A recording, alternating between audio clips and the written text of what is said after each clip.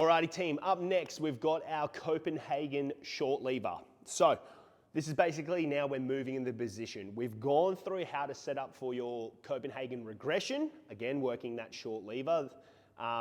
This movement now, we've gone from an isometric, which is a holding position, we're now going through a movement. So we're starting to combine everything and strengthen. We've gone from strengthening through an isometric, we're going to strengthen through movement now. So we're getting some range in those adductors.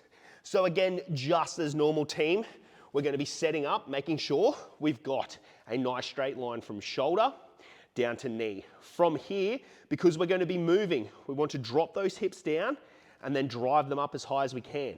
What we want to make sure in this position, guys, is as we come down, we don't let those hips shoot back or let the bottom leg touch the ground.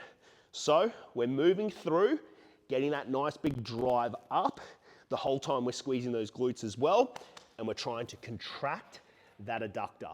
So that there, team, is our Copenhagen Short Lever, making sure we're focusing on that contraction, setting up just as normal as we do for our Copenhagen regression, which is the isometric movement where we're still.